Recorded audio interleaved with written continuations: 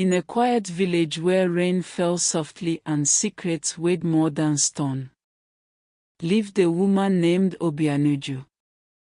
She was born into the house of women who survived but never without scars. Her mother carried them in her silence. Her aunt carried them in the way she flinched when asked about love. And her grandmother, well, no one ever mentioned her name. The people whispered it anyway. That family, they're cursed. The girls love too easily, and it kills them slowly. Obianuju grew up hearing tales of a thing her mother called the curse of the first kiss. The first man a daughter falls for always takes something: a future, a child, a body, a name. But no one ever explained why. Just warnings. Just silence. Don't look at strangers too long. Don't let your heart get warm before the harm has passed. Don't kiss anyone who dreams of water. Obianuju obeyed. For years. But there comes a time when silence feels heavier than truth. When you start wondering if the curse isn't real, just an excuse for their fear. Obianuju was not her mother. She would not live half a life to avoid pain. She wanted joy, real joy, even if it came with risk. And that's when he arrived. A man named Chuka. A traveler. With soft eyes and calloused hands. He came into the village with no family, no past, just kindness and stories. I'm looking for somewhere to belong, he said. And for some reason, she believed him. More than that, she wanted to believe him. Obianuju smiled. Something shifted. Not loud. Not sudden. Just a warmth that snuck up on her. Not every love is meant to be kept. Some are meant to heal generations. But Obianuju didn't know that yet. All she knew was that for the first time in her life, her blood didn't feel like a prison. And when Chuka reached for her hand that evening by the river, Obianuju didn't pull away. The first time she noticed the mark, they were lying beneath the big tree outside her compound. Chuka had fallen asleep, chest rising slow and steady. But something on his back caught her eye. A raised car, shaped like a twisted rope.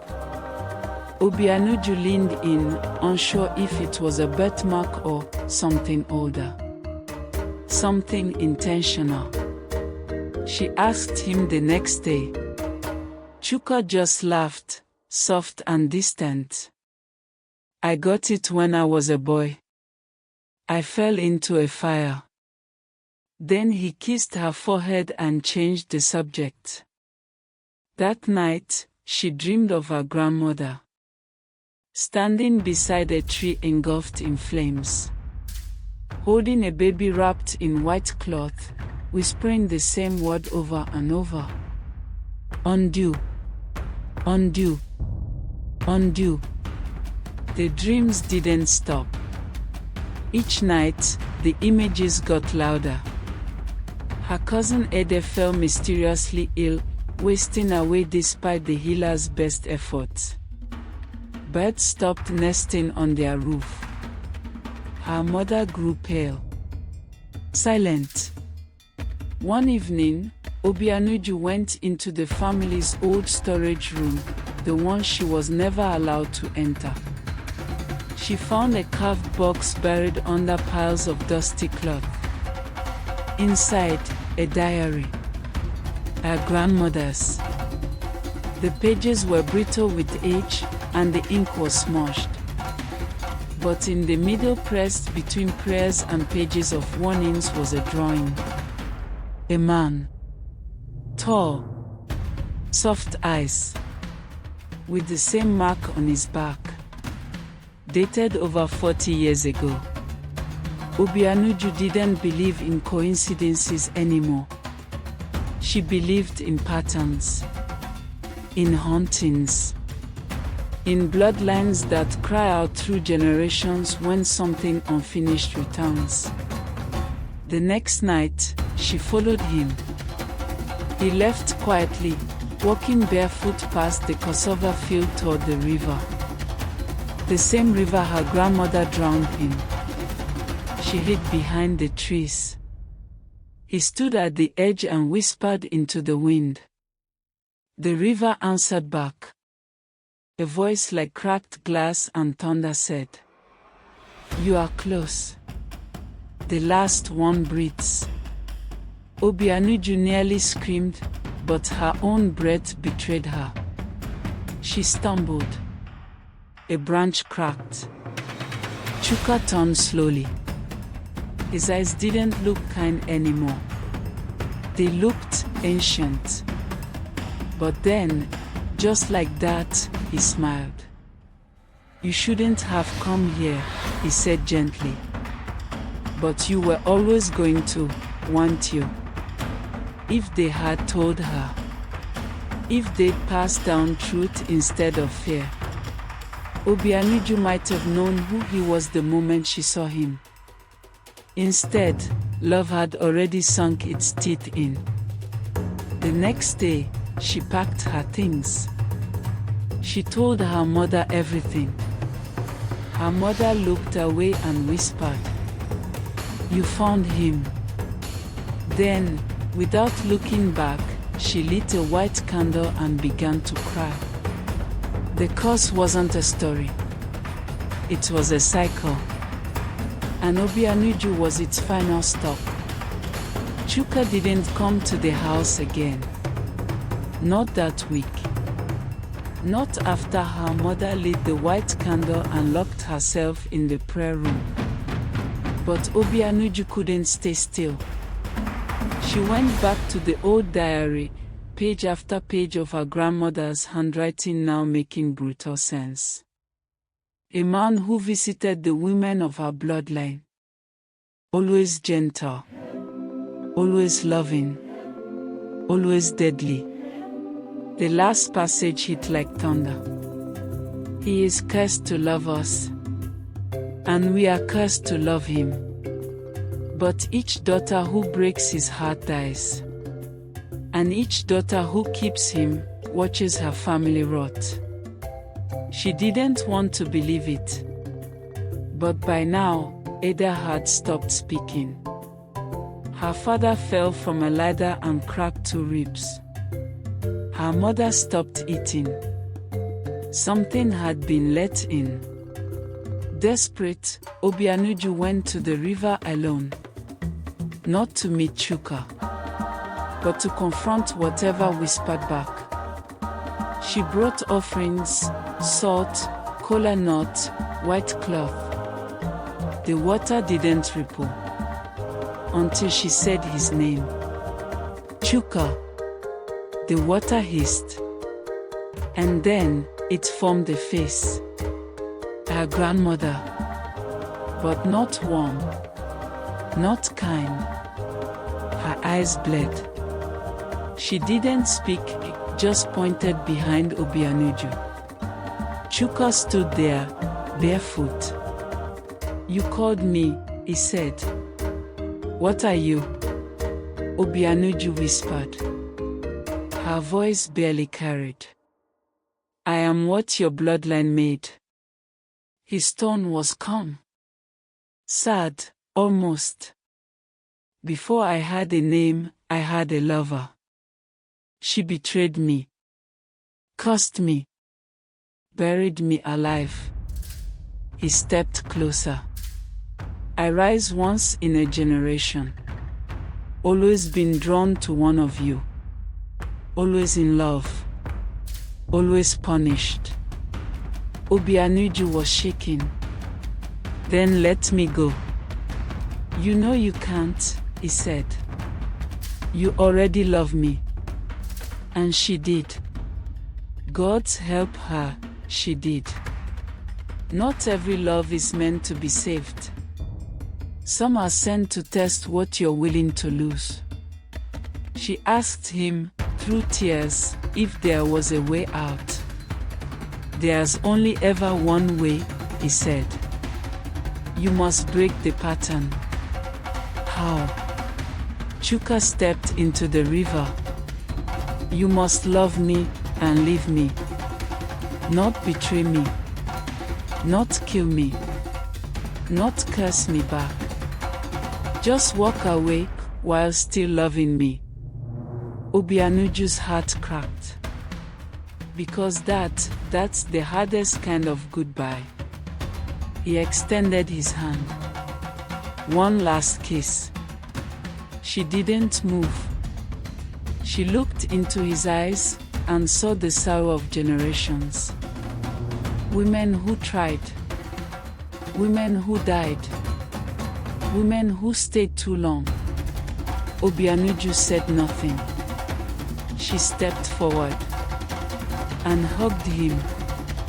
Not like a lover, like a grave being filled. Then she turned and walked away. Every step felt like her soul was tearing open. But she didn't stop. Not even when he whispered, "Thank you." When she reached home, her mother's fever broke. Ada sat up and drank water for the first time in days. The birds came back.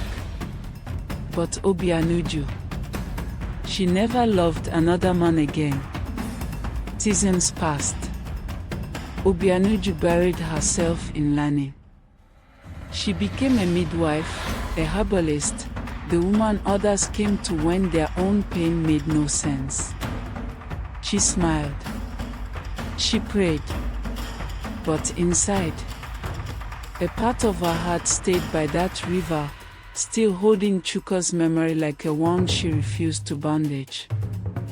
Years later, Ada, her younger sister, met someone. His name was Is.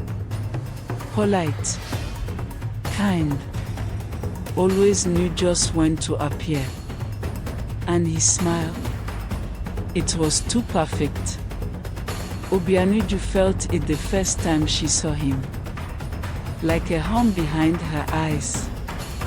Like déjà vu from a past life. She asked questions.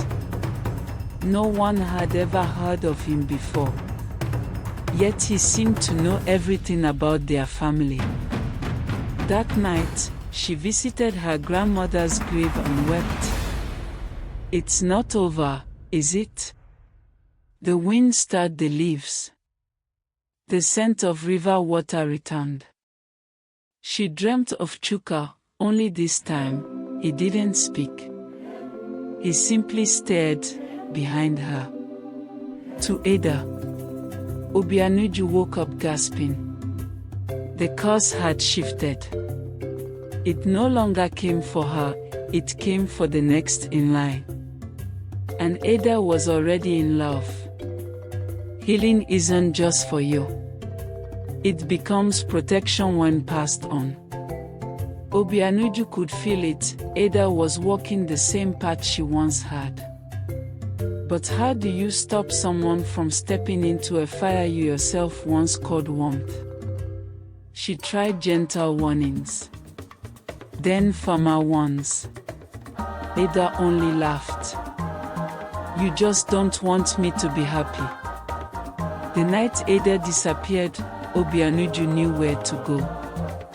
The river. But it wasn't just the river anymore. The air was cold. Too still. Ada stood waist deep in the water, eyes vacant, whispering to someone Obianuju couldn't see. Then, he emerged. Is. But his eyes weren't kind anymore. They were hollow. Obianuju screamed her name. Ada. Come back. He's not who you think. But Ada didn't flinch. She was smiling. He loves me.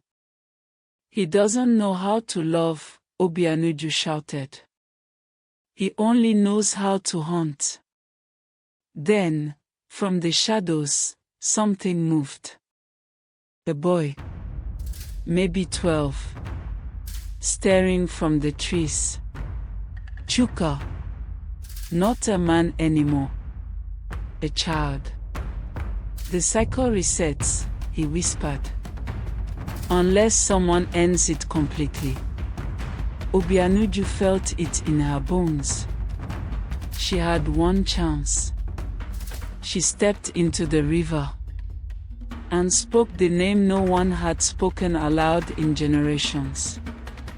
Nkemdelai. The name of the woman who first cursed Chuka. The woman who started it all. The water screamed. The wind thrashed through the trees.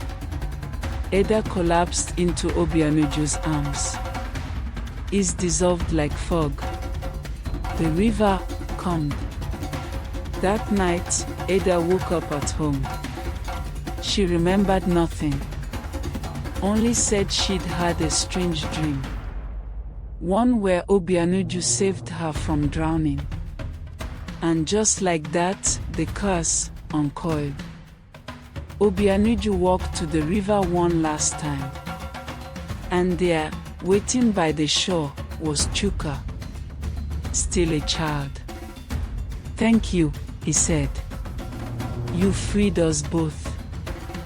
Then he faded. And for the first time in her life, Obianuju felt peace. The village never knew what really happened by that river. To them, Ada simply got better. Her fever broke. Her eyes cleared. She married a quiet man 2 years later, someone real. Someone kind. And Obianuju. She never married. Never tried to explain what she'd seen. Because how do you explain a story with no witnesses, only wounds? She grew old in that village. No, not just as the healer, but as the one who had seen things.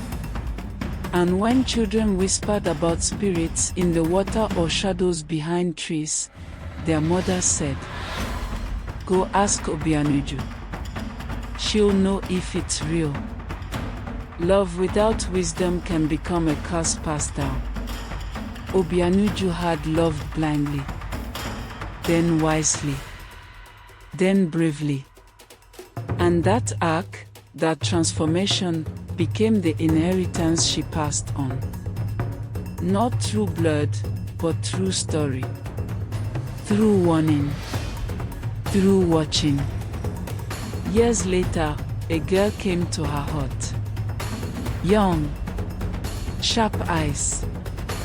She asked, "Is it true you once loved a man who wasn't fully alive?"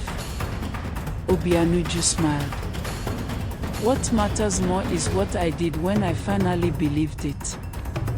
The girl sat down beside her. "Can you teach me how to see before it's too late?" Obianuju didn't respond right away. She simply reached for the kettle, poured the girl some tea, and said, "That's how it begins. The people who hurt us most aren't always evil. But it's still our job to break the pattern." Obianuju never cursed Chuka. Never took revenge. She simply chose to end what could have ruined her family for generations. And when she died, quietly in her sleep at 87, people lit lanterns by the river. Not because they feared it, but because she'd made it safe again. They say the water never turned black after that. That those who waded in felt something ancient, but not angry. Curious, maybe. Waiting. Some stories are told loudly. Others are whispered generation to generation. Obianuju's story. It became a prayer disguised as a warning. A reminder that sometimes love has to end for healing to begin. The most dangerous spirits wear familiar faces, but the most powerful people, they're the ones who choose to see clearly and still protect what matters. If this story stayed with you, if it made you think of someone or something you were meant to let go of, then share this with someone else who needs to hear it. Because sometimes, the only way to end a curse is to make the story louder than the silence it left behind. Subscribe to Twistline for more stories that stay with you.